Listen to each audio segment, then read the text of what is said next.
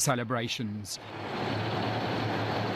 as the Kremlin continues to build on the idea of a resurgent Russia, retaking its position as a counterbalance to American power, what is becoming the theme of President Putin's third term in office.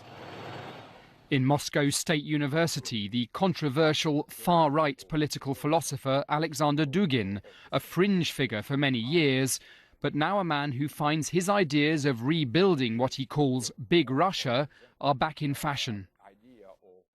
Before it was considered to be destructive imperialist nostalgia to restore Big Russia.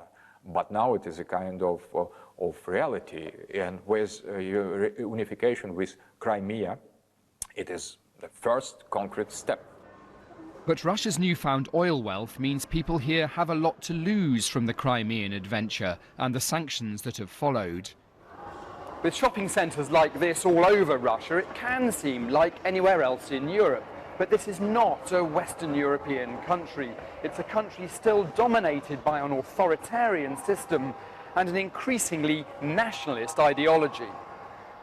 But the nationalist euphoria caused by President Putin's bold moves in Ukraine could soon evaporate.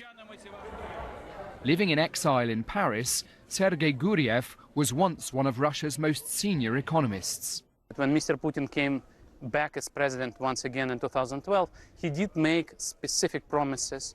These promises were actually put on paper to pensioners, to teachers, to Russian public in general.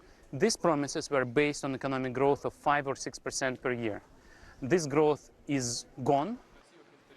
And to survive, President Putin, with his circle of friends reducing rapidly, will need to perform radical surgery on Russia's struggling economy, which is over-reliant on oil and gas. So Russia could either use this crisis to reinvent itself in a positive way, or it can face another historic catastrophe. Spring has finally come to Moscow. It's the holiday season. But having tried to draw the line over the West's increasing influence in Ukraine, Russia is once again risking international isolation. Daniel San